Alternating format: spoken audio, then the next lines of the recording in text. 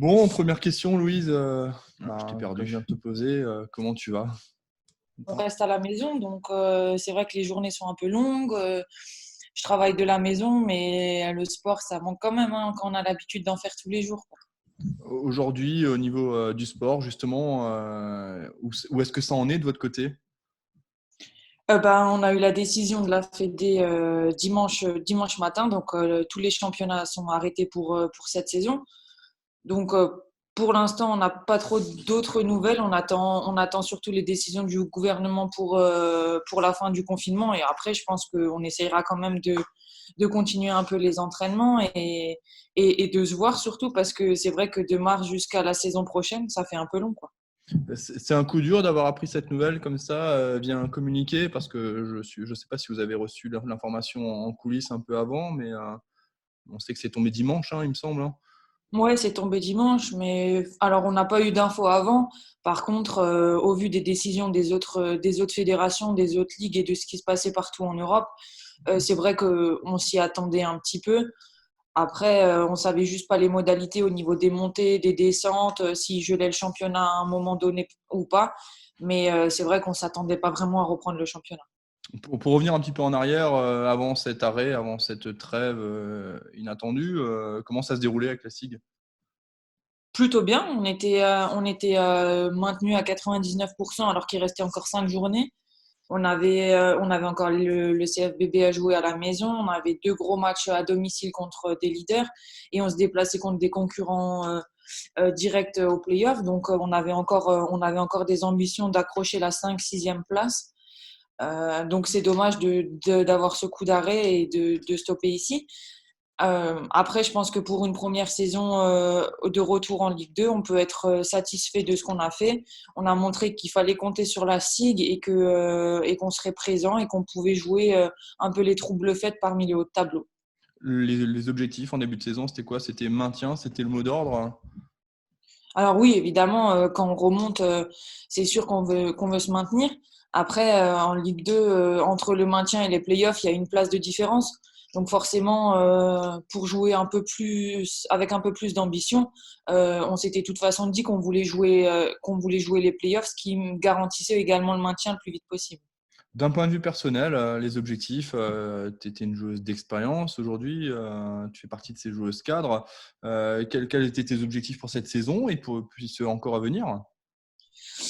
Alors, personnellement, c'était surtout apporter, bah, comme tu l'as dit, mon expérience à l'équipe, puisqu'il y en a qui, qui avaient plus de responsabilités en Ligue 2, alors qu'avant, la N1, bah, c'est pas du tout le même niveau. J'avais aussi un rôle de liaison entre le staff et les joueuses, un petit peu aussi de médiateur entre tout le monde. Et puis après, d'un point de vue sportif, faire ce que je sais faire sur le terrain, ça n'a pas changé. On parle beaucoup d'équité sportive entre les hommes, les femmes. Aujourd'hui, où est-ce que ça en est, et particulièrement dans le basket? J'ai l'impression quand même que vous êtes dans un sport qui est un petit peu avant-gardiste, à ce niveau-là. Alors oui, mais au niveau de la SIG, on est un peu un club à part puisque on n'a que deux joueuses professionnelles. Enfin, cette année, en tout cas, on n'avait que deux joueuses professionnelles. Et à côté, on était toutes, même les coachs, quoi, en train de bosser ou de faire nos études. Donc, au niveau de la SIG, on est un peu à part dans le championnat. On le voit bien, les autres équipes, il y a quasiment que des professionnels.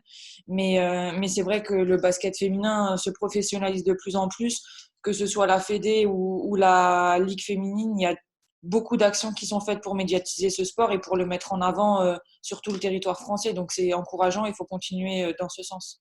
Justement, tu évoquais ton coach. Comment ça se passe l'entente avec le coach?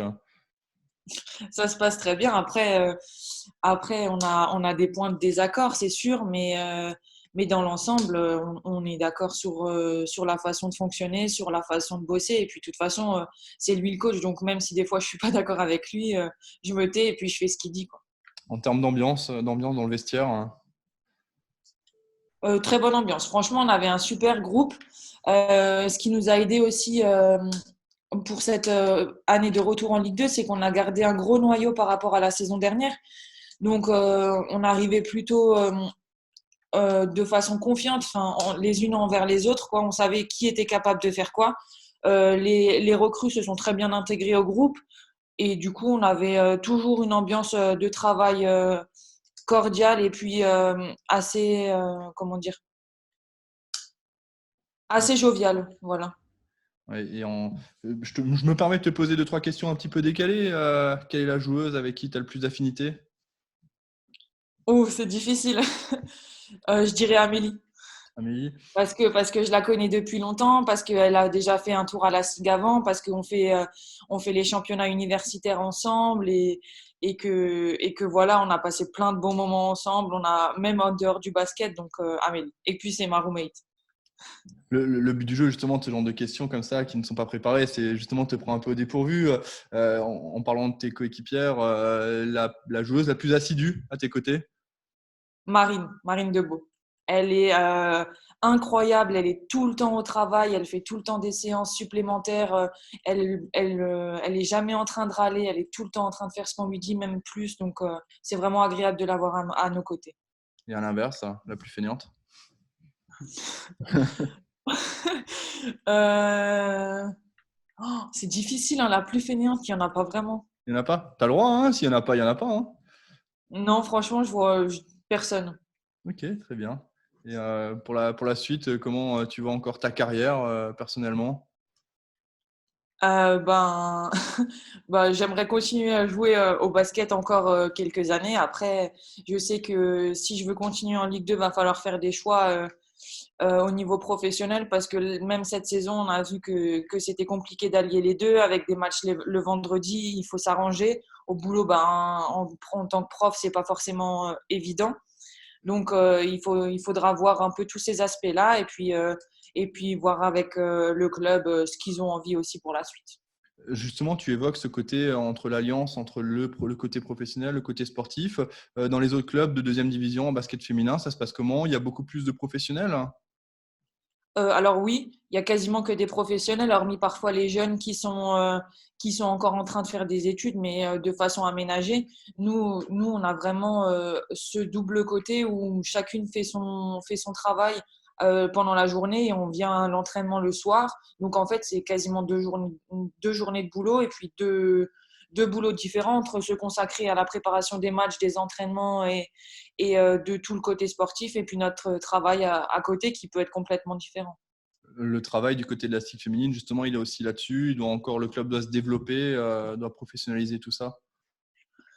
Alors, si on veut avoir des ambitions dans les prochaines années, oui, mais c'est aussi ce qui fait un peu l'identité du club et ce qui fait notre marque de fabrique. Je pense que c'est aussi un peu ce côté-là qui nous donne la niaque qu'on a sur les matchs, sur certains matchs qu'on a gagnés difficilement. Je pense que c'est ça qui nous pousse et puis le public s'identifie plus facilement à nous. On voit cette année, la salle encore était pleine quasiment à tous les matchs. Donc, ce côté proximité avec les gens qui peuvent s'identifier à nous, je pense que c'est quelque chose quand même qu'il faut essayer de garder un petit peu.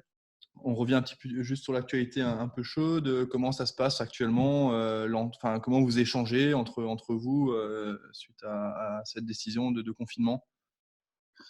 On échange sur notre groupe WhatsApp, donc on a un groupe avec les dirigeants, avec le staff pour se tenir un petit peu au courant de comment va tout le monde. Et puis après, pour le côté un petit peu moins sérieux, on va dire, c'est entre les joueuses pour prendre des nouvelles de chacune.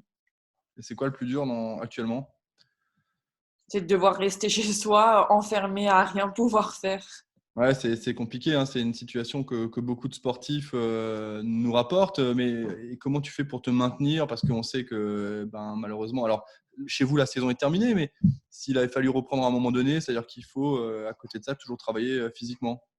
Ouais, c'est clair. Alors, moi, j'ai pris le parti de voir avec le préparateur physique, donc Rudy Carlier, qui m'envoie une séance tous les jours.